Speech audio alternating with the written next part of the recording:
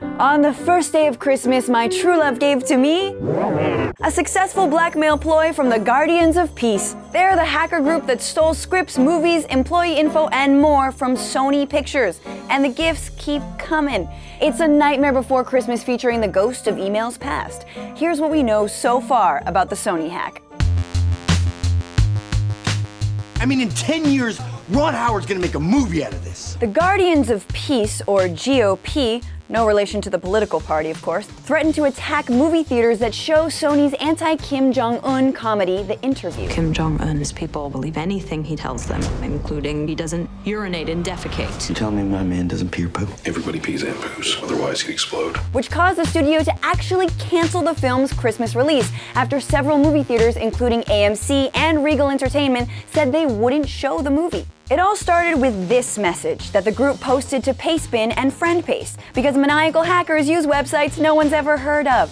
Soon, all the world will see what an awful movie Sony Pictures Entertainment has made. The world will be full of fear. Remember the 11th of September 2001.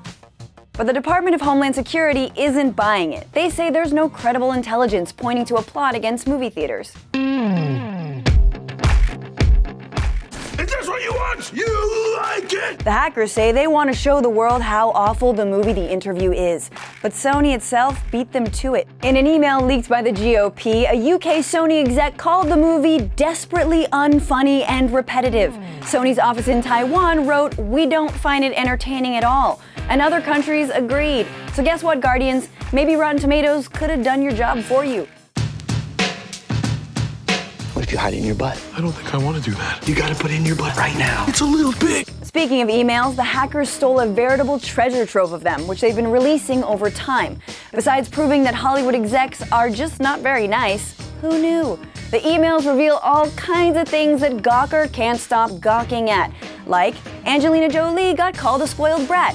George Clooney was sad nobody liked his movie. Daniel Craig's new Bond flick is an over-budget bust that no script doctor can fix, and other completely unsurprising revelations. Then Sony co-chairwoman Amy Pascal had to apologize for racist comments she made about President Obama. Plus, journalists are now having a field day reading CEO Michael Linton's emails. Take him out. You want us to assassinate the leader of North Korea? Yes. Just in case these hackers are becoming your new heroes, because didn't we all want to hurt somebody after seeing the movie Ghost Rider? Don't forget that it's Sony's employees who've been targeted too. Thousands of employees' social security numbers have been released, along with medical records, salary info, and more. Sony workers also got an email threatening their families that included this Google Translate fail. "It's silly to expect in Sony Pictures to take off us." What?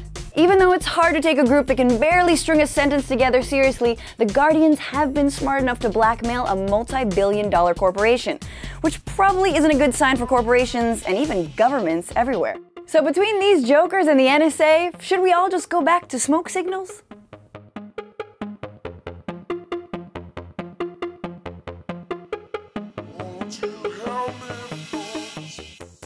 Christmas is ruined!